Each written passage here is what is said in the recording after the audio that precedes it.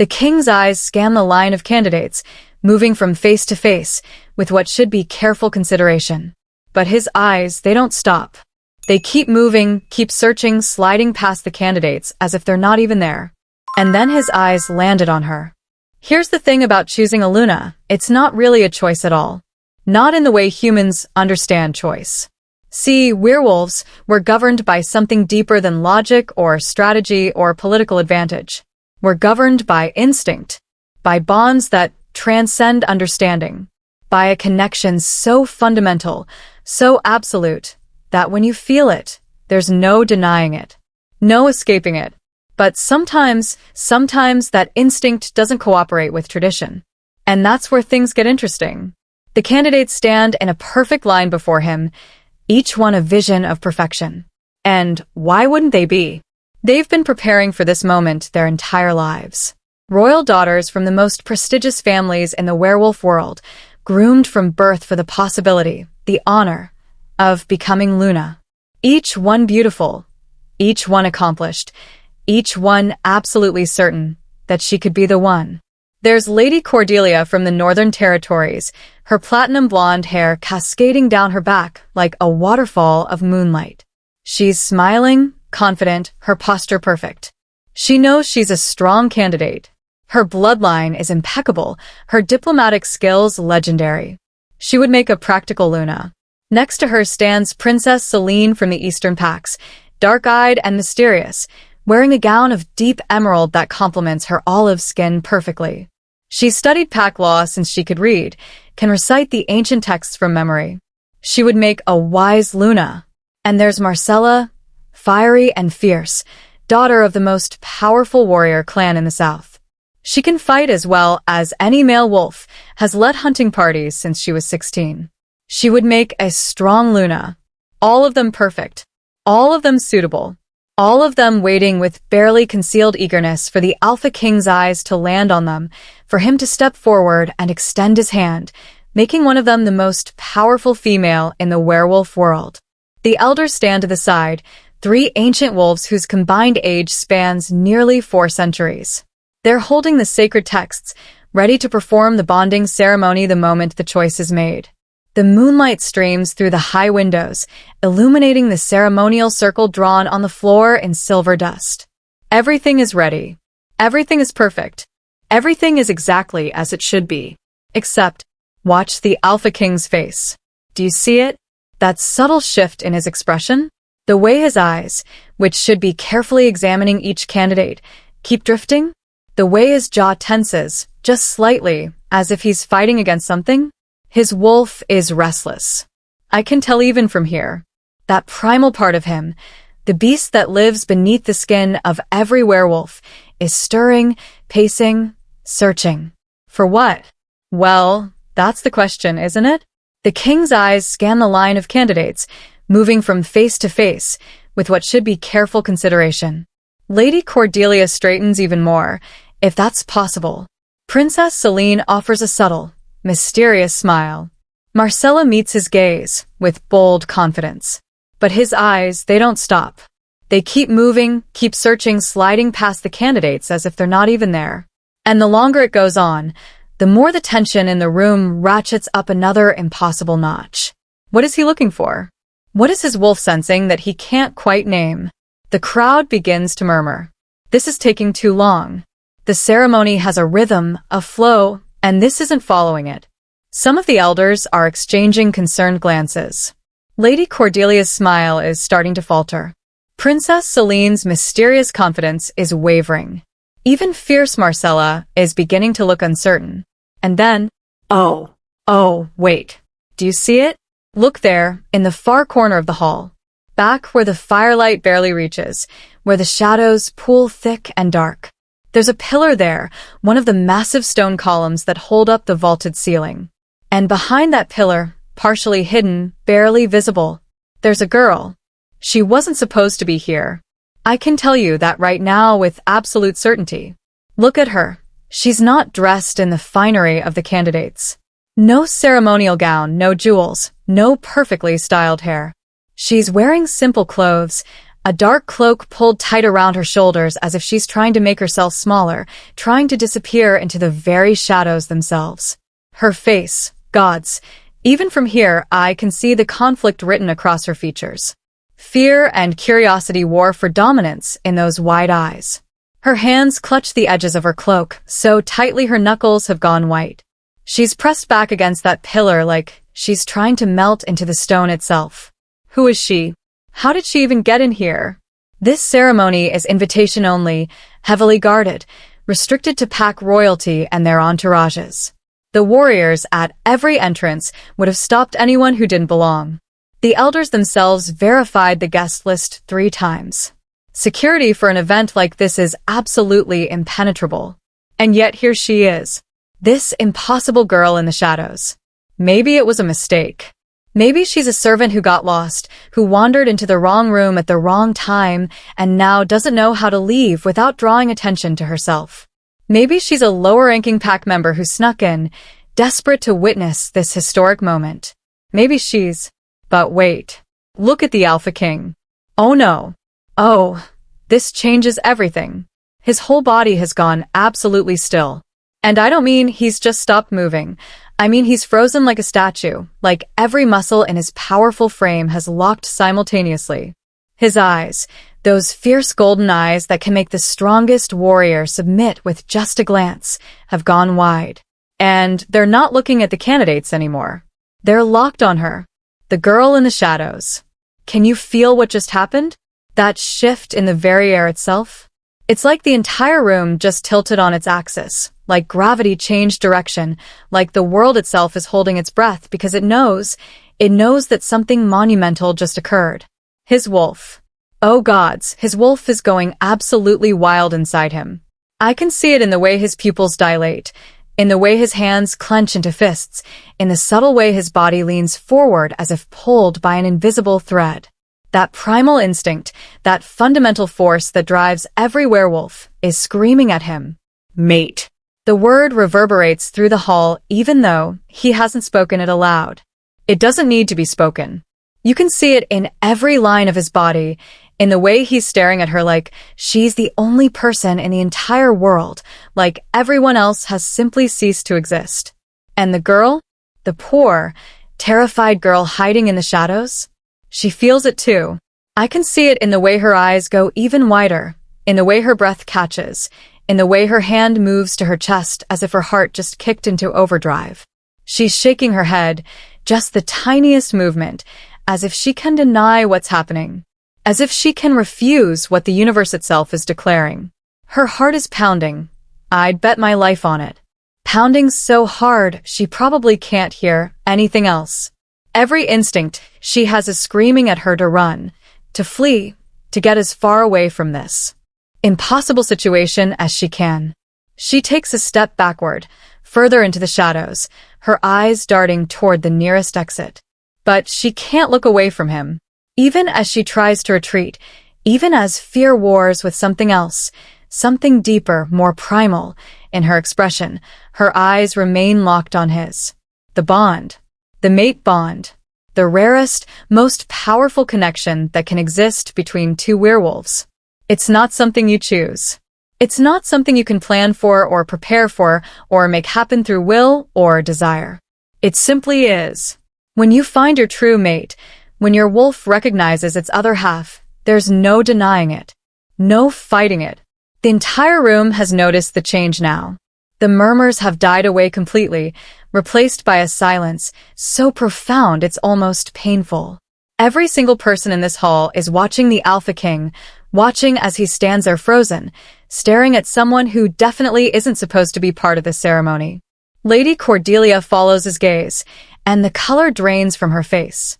Princess Celine's mysterious smile has vanished entirely. Marcella's hands have clenched into fists at her sides, her jaw tight with barely suppressed emotion.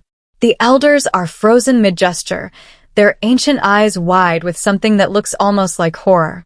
This isn't how this is supposed to go. This violates every tradition, every protocol, every carefully laid plan. And yet, watch him. Watch as the Alpha King's chest rises and falls with deep breaths he's taking, trying to control himself, trying to master the beast inside that's demanding he claim what's his. Watch as his entire body trembles with the effort of staying still, of not crossing the room in 3 powerful strides and dragging that girl out of the shadows. Because here's the truth that everyone in this room is beginning to realize. It doesn't matter what was planned. It doesn't matter what the traditions dictate. It doesn't matter that she's not one of the candidates, that her bloodline probably isn't royal, that nobody even knows her name. His wolf has chosen. And when a wolf chooses, when it recognizes its true mate, nothing else matters. Not tradition, not protocol, not politics or power or prestige. Nothing. The girl takes another step back, and I watch as the Alpha King's control slips just a fraction. His eyes flash golden, full wolf, just for a second, and a low sound rumbles from his chest. It's not quite a growl, not quite a whine, but something in between. A sound of longing and possession and absolute certainty. She freezes at that sound, her whole body going rigid. Her own eyes flash, just for a second, with an answering gold. She's feeling it too, whether she wants to or not. The pull, the connection. The absolute rightness of it that defies all logic and reason. This is impossible. This girl, whoever she is, shouldn't even be here. She's clearly not of royal blood. You can see it in everything about her, from her simple clothes to her uncertain posture to the way she's trying desperately to make herself invisible. She's no one. A nobody. Completely unsuitable to be the Luna of the most powerful pack in the werewolf world. And yet, in the eyes of fate, in the judgment of the wolf, in the ancient magic that binds mates together, she's everything. Can you imagine what's going through her mind right now? The absolute terror? The confusion? She came here, somehow, for whatever reason, and now she's caught in the gaze of the most powerful werewolf alive, and that gaze is declaring something that will change her life forever. There's no going back from this moment. No pretending it didn't happen. No escaping what's been revealed. And the Alpha King? What must he be thinking? He came here tonight with a plan. Choose a suitable Luna from the carefully vetted candidates. Fulfill his duty to the pack. Secure a political alliance that would strengthen their position. It was all so clear, so straightforward. And then his eyes landed on her. The atmosphere in the hall is changing again. Can you feel it? The shock is wearing off, being replaced by something else. Confusion from some. Anger from others. Oh yes, look at the faces of those candidates, the fury and humiliation dawning in their eyes. Concern from the elders, whose entire ceremonial plan has just been shattered. But from the Alpha King? From him emanates only one thing, absolute, unshakable determination. His hands unclench slowly. He takes one breath, then another, forcing his wolf back under control through sheer force of will. But his eyes never leave her. Not for a second. It's as if he's afraid that if he blinks, if he looks away for even a moment, she'll vanish like smoke, and he'll lose her forever. And maybe she would vanish. Maybe that's exactly what she's planning, what every screaming instinct inside her is demanding she do. Run. Hide. Escape this impossible situation before it's too late. But it's already too late, isn't it? The moment their eyes met, the moment his wolf recognized her, the moment that bond snapped into place, it was already too late. The elders are beginning to recover from their shock. I can see the eldest one, Ancient Marcus, stepping forward with a scroll in his trembling hands. His face is a mask of confusion and consternation. This has never happened before. Not in his 200 years of overseeing these ceremonies. The sacred texts he's holding don't have a protocol for this. The crowd is starting to murmur again, soft whispers that ripple through the hall like wind through grass. Speculation. Questions. Scandal. Oh, the scandal this will cause. The stories that will spread through the werewolf world before dawn breaks. But none of that matters to him. Can you see it in his face? The Alpha King doesn't care about scandal or tradition or what anyone thinks. His wolf has spoken, and that's the only voice that matters. Watch him now as he straightens to his full height, that powerful frame radiating authority and command. The murmuring stops instantly. When an alpha of his caliber demands attention, you give it, instinctively, immediately, without question. The silence is absolute now. You could hear a heartbeat. You could hear breathing. You could hear the crackling of the fire lamps and nothing else. And then he moves. Are you really going to leave this story unfinished? If you're not subscribed yet, how will you ever know what happens next? Not toward the candidates, though Lady Cordelia takes an involuntary step forward, hope flaring in her eyes for just a second before being crushed. Not toward the elders, though they shift nervously, clearly wanting to intervene, to stop what's happening, to restore order to this chaos. No. He moves toward the shadows. Toward that corner where the girl stands frozen like a deer caught in torchlight, her eyes wide with a mixture of terror and something else, something that mirrors what's in his own gaze. Each step he takes echoes through the hall. Slow, deliberate, predatory. The walk of a hunter who has found his prey and knows, absolutely knows, that there's no escape. But it's not a threatening walk. There's reverence in it. Wonder. Absolute certainty. The girl presses herself back against the pillar, and for a moment, I think she might actually try to run. Her muscles tense, her weight shifts to the balls of her feet, her eyes dart once more to that exit. Freedom is just 30 feet away. She could run. She could try. But she doesn't. Whether it's the bond holding her in place, or simple paralyzing fear, or curiosity, or fate itself, she stays frozen there, watching him approach. With those wide, terrified eyes. 20 feet. 15. 10. The entire room holds its breath. And then, when he's close enough that she could reach out and touch him if she dared, when he's so close that she must be able to feel the heat radiating from his powerful frame, when he's near enough that his scent, pine and earth and something wild, must be overwhelming her senses. He stops. For a long moment, they just stare at each other.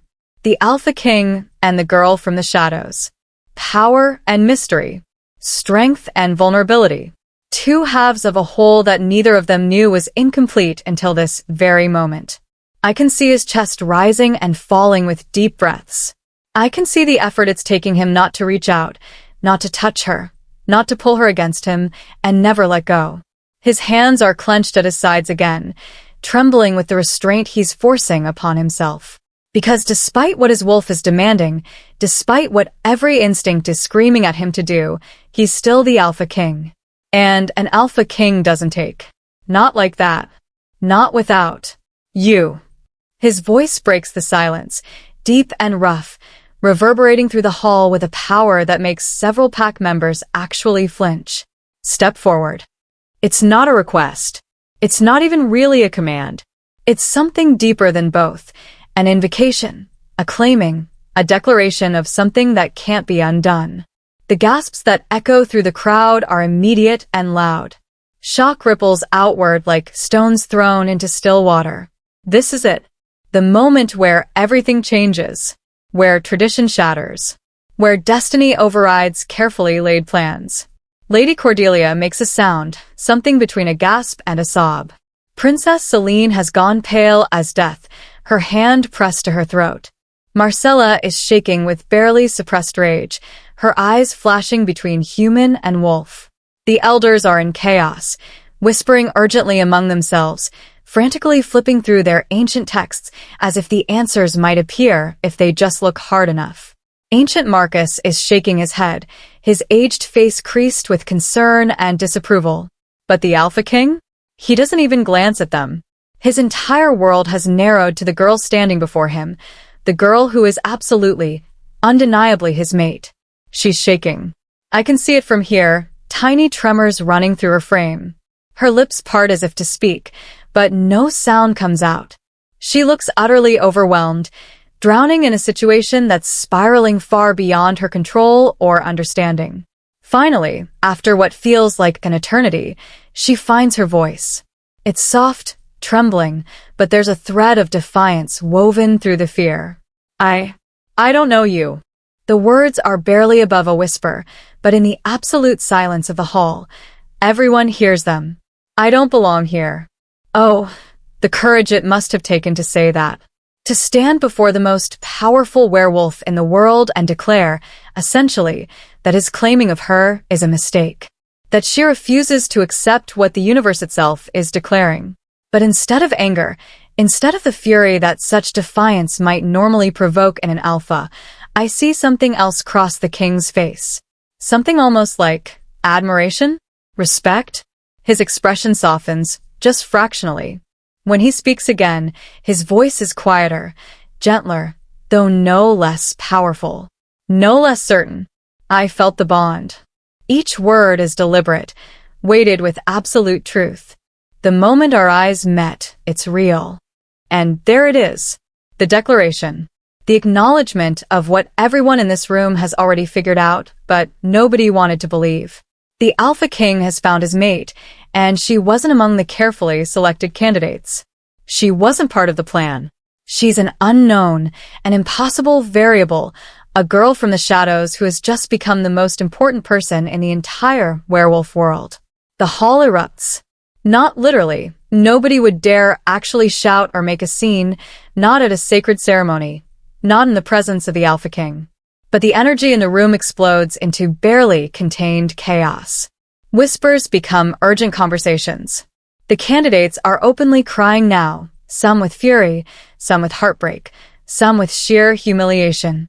The elders are arguing among themselves, voices raised in a way that's deeply disrespectful of the ceremony's solemnity, but clearly can't be helped.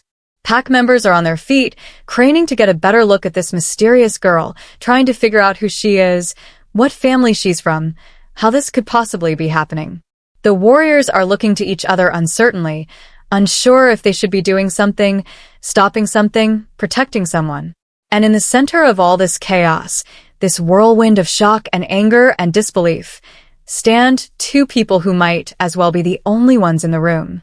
The Alpha King takes one step closer, then another. He's invading her personal space now, close enough that she has to tilt her head back to maintain eye contact. Close enough that the bond between them must be almost overwhelming, that primal pull that demands they complete what's been started. You've already watched this far. Do you really want to miss the rest? Subscribe now, and don't miss a single moment. The girl is still pressed against that pillar, but she's not looking away. Despite the fear written across her face, despite the way her hands are shaking, despite everything screaming at her to run, she holds his gaze. There's something in her eyes now, beyond the terror. Recognition, maybe. Acceptance, perhaps. Or just the dawning realization that fighting fate is as futile as trying to hold back the tide. I don't understand, she whispers, and now I can hear the tears threatening in her voice. This can't be happening. I'm nobody. You're mine. The words are possessive, absolute, said with a certainty that brooks no argument. And I am yours. That's all that matters. Is it though? Is that really all that matters? Because I can see the faces of the elders, the fury and concern and absolute determination that this cannot be allowed to stand. I can see the candidates, the rage in some eyes, the calculating look in others as they already begin to scheme and plot. I can see the political ramifications already spinning outward like a spider's web. The Alpha King has just thrown the entire werewolf hierarchy into chaos. He's rejected every suitable candidate, insulted powerful families, violated centuries of tradition. And for what? For a girl nobody knows. A girl who, by all appearances, has no rank, no status, no political value whatsoever. And yet, watch his face. Look at the way he's gazing at her, the way his entire being has oriented toward her like a compass finding true north. See the way his wolf is right there, just beneath the surface, protective and possessive and absolutely certain. This isn't political. This isn't strategic. This isn't even really a choice. This is destiny. Pure, undeniable, overwhelming destiny. The eldest elder, ancient Marcus, finally finds his voice. Your Majesty, he says, and there's steel beneath the respect in his tone. We must speak. This is highly irregular. The ceremony has protocols, requirements. The Luna must be enough. One word from the Alpha King, and Marcus falls silent. The power in that single syllable makes the old wolf actually take a step back. I have chosen. But she's not. Another elder begins, then wisely stops when the king's golden eyes flash in his direction. I have chosen. Each word is enunciated. Carefully, dangerously. Do you question my authority? No one dares answer that. Questioning the Alpha King's authority is tantamount to treason, and everyone in this room knows it. But I can see the conflict written across every elder's face. They're not questioning his authority, they're questioning his judgment. His sanity, perhaps. His understanding of what this decision will mean for the pack. Because Aluna isn't just the Alpha's mate. She's a leader in her own right. She needs to be strong enough to handle pack politics, wise enough to advise the Alpha, capable enough to take control if he falls in battle.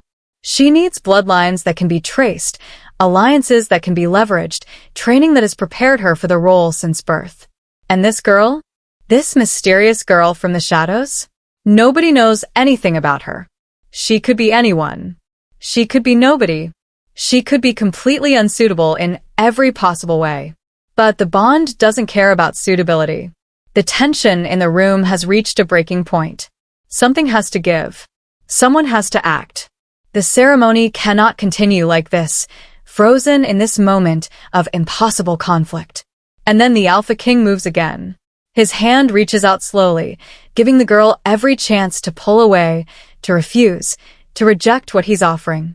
His palm opens, and he extends it toward her in a gesture that's both commanding and somehow vulnerable. An invitation, a plea, a promise. Trust me, he says, so quietly that only she, and those of us watching closely, can hear. I know you're afraid. I know this makes no sense. But trust me. Trust this. He places his other hand over his heart. Trust what we both feel. The girl stares at his outstretched hand like it's a snake that might bite. Her breathing is rapid, almost panicked.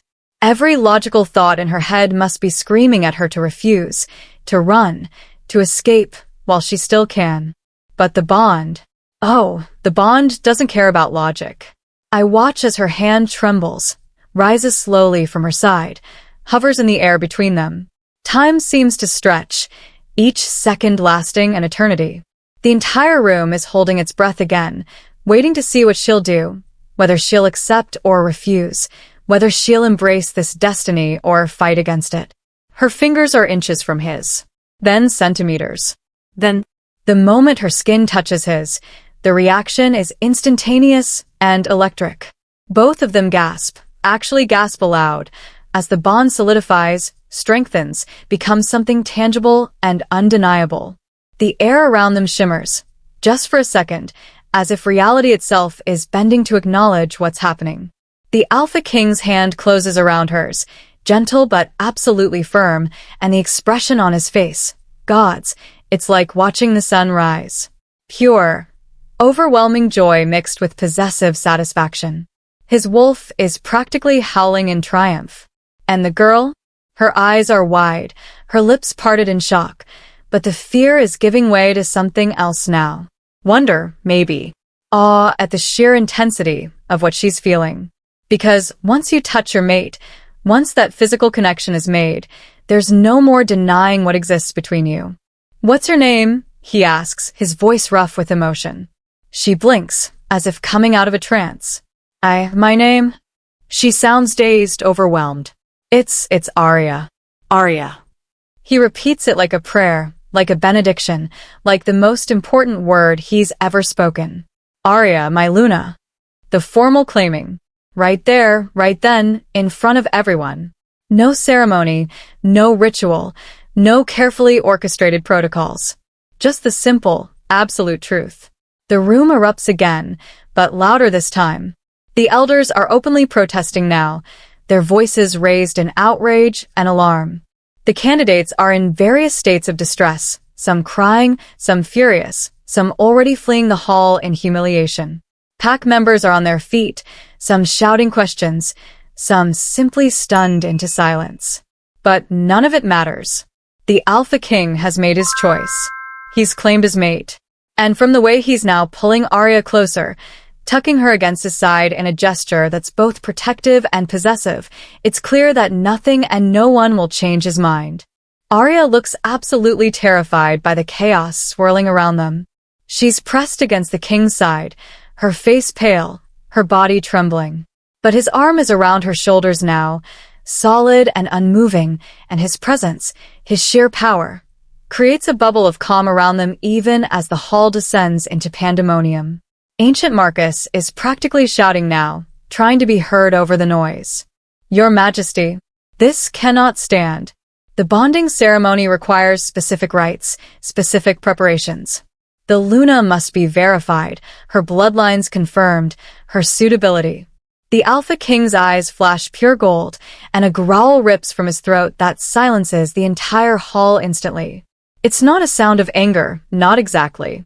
It's a sound of dominance, of absolute authority, of an alpha reminding everyone present exactly who leads this pack. When he speaks, his voice carries to every corner of the hall. The bond is real. The choice is made. That is the only verification needed. But tradition, another elder begins. Traditions serve the pack. The king interrupts, his voice hard as steel. They do not rule it. And they do not override the mate bond.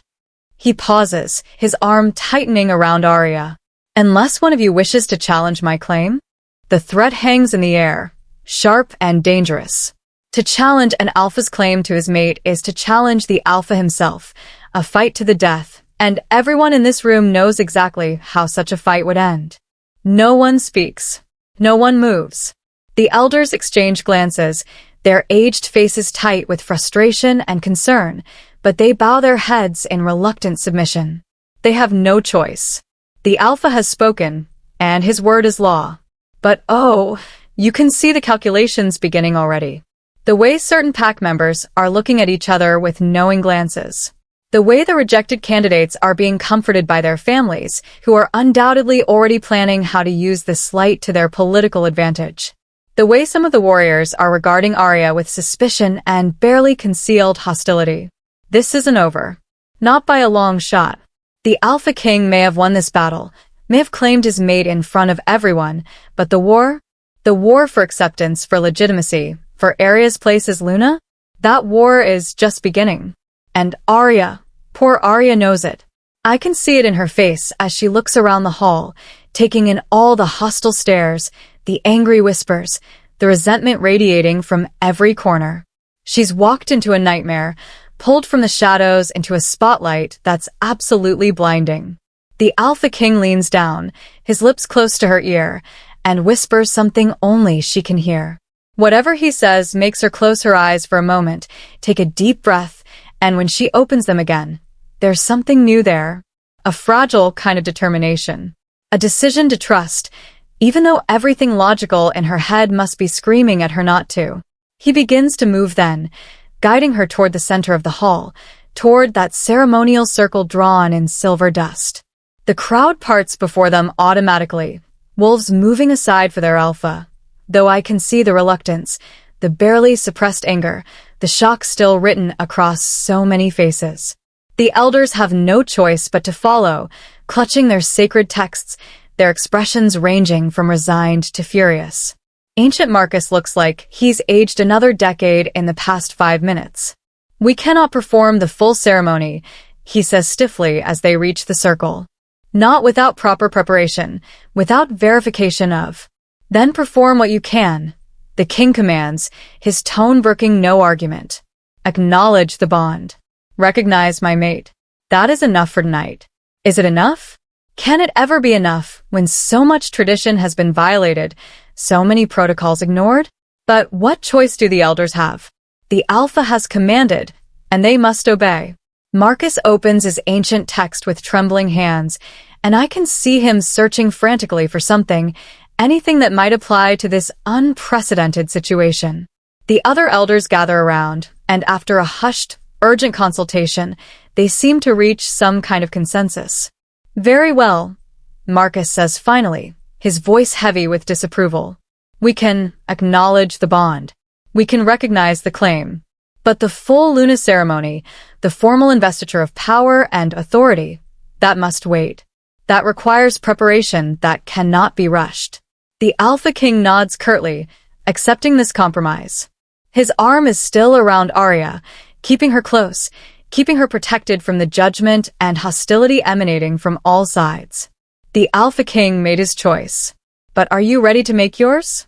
Subscribe and don't miss out on what's coming next.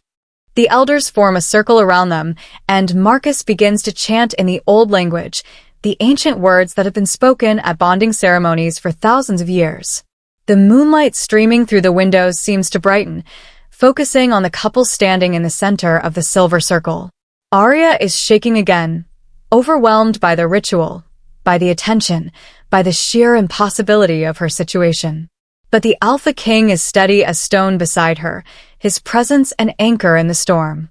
The chanting builds, the elders' voices harmonizing in a way that raises the hairs on the back of my neck.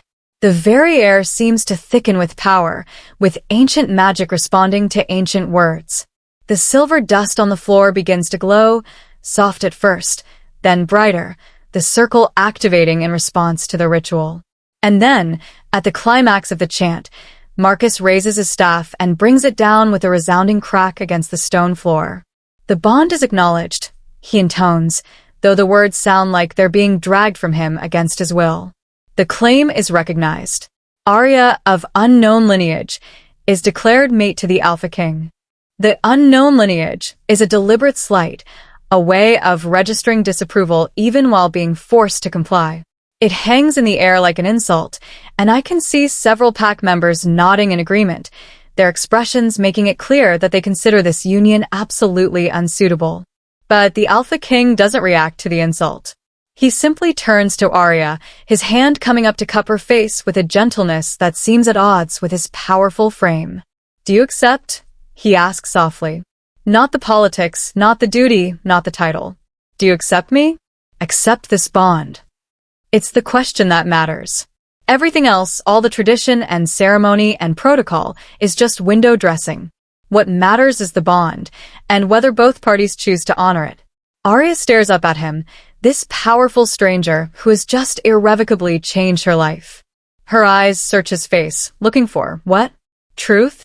Sincerity? Some assurance that this is real, that she's not dreaming, that she hasn't lost her mind? Whatever she sees there must satisfy her, because after a long moment, she nods. Just a tiny movement of her head, but it's enough. "Yes," she whispers. Yes."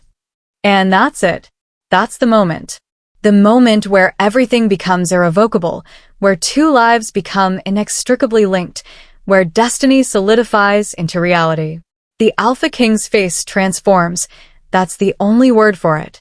The stern, commanding Alpha melts away for just a second, replaced by a man who looks absolutely, overwhelmingly happy. He pulls Arya against him, and she goes, her arms coming up to clutch at his ceremonial robes, as if he's the only stable thing in a world that's spinning out of control.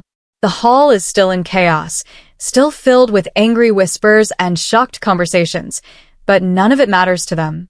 They're in their own world now, connected by something that transcends all the politics and tradition and social hierarchy. But reality will intrude soon enough. Already I can see certain pack members slipping out of the hall, undoubtedly rushing to spread the news, to inform their allies, to begin whatever schemes they've already formulated. The rejected candidates have mostly fled, but their families remain, their expressions promising that this slight will not be forgotten or forgiven. And the elders... the elders are already huddled together, their ancient faces grave with concern. They're planning something. How to salvage the situation, how to protect the pack from the political fallout, how to somehow make this work when everything about it violates their understanding of how things should be done. But here's what they don't understand, what nobody who hasn't experienced a true mate bond can really grasp. It doesn't matter what makes sense. It doesn't matter what's logical or strategic or politically advantageous. When you find your mate, when your soul recognizes its other half, nothing else matters. Not tradition, not politics, not power or prestige or family lineage. Nothing. And the Alpha King knows this. I can see it in the way he holds Arya, in the way his eyes constantly scan the crowd, identifying threats, protecting what's his. He's the most powerful werewolf alive, but in this moment, he's also just a male who has found his mate and will do absolutely anything to keep her safe. Even if it means going against centuries of tradition. Even if it means alienating powerful families. Even if it means facing challenges to his authority and his judgment. She's worth it. She's worth everything. The question is, does Arya understand what she's accepted? Does she realize that being the Alpha King's Luna isn't just about a romantic bond? It's about power and responsibility and danger. It's about enemies who will see her as a weakness to exploit. It's about a pack that hasn't accepted her and may never accept her. It's about living every day in a spotlight that will judge her every action, every word, every decision. Looking at her face, at the mixture of wonder and terror in her eyes, I don't think she does. Not fully. Not yet. But she will. Oh, she will learn. And the learning will be hard and painful and dangerous. Because the Alpha King's enemies? They're already sharpening their knives. The ceremony, such as it was, is over. The elders are dismissing the crowd, their voices stern as they order everyone to return to their quarters, to give the Alpha and his new mate privacy, to process what they've witnessed before morning comes. The hall begins to empty, but slowly, reluctantly. Nobody wants to leave. This is the scandal of the century, and everyone wants to be able to say they were there. They saw it happen. They witnessed the moment the Alpha King lost his mind and chose a nobody from the shadows. But eventually, under the elders' stern commands and the warriors' watchful eyes, the crowd disperses. The candidates and their families are among the first to leave, some with their heads held high in wounded pride, others in tears, all of them radiating fury at the humiliation they've endured. Soon, the vast hall is nearly empty. Just the Alpha King and Arya in the center of that silver circle. Just a few elders lingering in the shadows, watching with disapproving eyes. Just a handful of warriors standing guard at the exits, their expressions carefully neutral. The Alpha King finally releases Arya, just slightly, enough to look down at her properly. "Are you all right?" he asks, and the genuine concern in his voice is touching. Arya laughs, but it's a slightly hysterical sound. "All right? I don't even know where I am right now. I don't understand what just happened. I don't understand any of this." "I know." His hand comes up to cup her cheek again, and she leans into the touch instinctively, the bond already working its magic. "I know this is overwhelming. I know you must have 1,000 questions, but you're safe. I promise you that. You're safe with me." Is she, though? Is anyone really safe in the world they've just entered? A world of pack politics and ancient grudges and wolves who would kill for a chance at power? But that's a question for tomorrow. For tonight, in this moment, all that exists is the bond between them and the promise in the Alpha King's eyes. "Come," he says gently, guiding her toward one of the side exits. "Let's get you somewhere quiet. Somewhere we can talk." As they walk toward the exit, I notice Ancient Marcus step forward, his expression grave. "Your Majesty," he says, his voice low. "We must speak." Soon. About the implications. The Alpha King pauses, his jaw tightening. "Tomorrow," he says curtly. "Tonight, she needs rest. Tomorrow, we can discuss whatever concerns you have." Marcus doesn't look happy about this, but he bows his head in acceptance. "As you command." And with that, the Alpha King and his newly claimed mate disappear through the doorway, leaving behind a hall that still vibrates with the energy of what just occurred. The other elders gather around Marcus, their voices urgent and worried as they begin to discuss what this means for the pack, for their carefully maintained alliances, for the political structure they've spent centuries building. But their worries are for tomorrow. For tonight. For tonight, destiny has had its say. The Alpha King has found his mate. A girl from the shadows has become the most powerful female in the werewolf world. And nothing will ever be the same. Will she survive it? Will she thrive? Will the pack accept her, or will they reject this union that violates everything they've been taught to expect? Will the Alpha King's enemies see her as a weakness to exploit? Will there be challenges to his authority? Will the rejected candidates and their families seek revenge for the humiliation they've suffered? So many questions. So many uncertainties. So many dangers lurking in the shadows. Shadows that Arya has just stepped out of and into a light that might prove far more dangerous than any darkness. But here's what I know. The Alpha King will protect her. The bond will sustain her. And somewhere deep inside that frightened girl is a strength she doesn't even know she possesses yet. Because you don't become the mate of the Alpha King by accident. Fate doesn't make mistakes. The bond doesn't choose randomly. Arya may not know it yet, but she was always meant for this. Always meant to stand beside the most powerful wolf alive. Always meant to be Luna. She just has to survive long enough to realize it. And so the night ends not with certainty, but with questions. Not with peace, but with the promise of conflict. Not with acceptance, but with the beginning of a battle that will test everything Arya is and everything she might become. The Alpha chose Luna. But can she become the queen that his pack needs? Can she navigate the treacherous waters of werewolf politics? Can she transform from a girl in the shadows to a woman who stands in the light, strong and confident and worthy of the power that's been thrust upon her? If you're not subscribed, you might never know how this intense romance unfolds. Don't wait. Hit that subscribe button now. Time will tell. But one thing is certain. It's going to be one hell of a journey for her.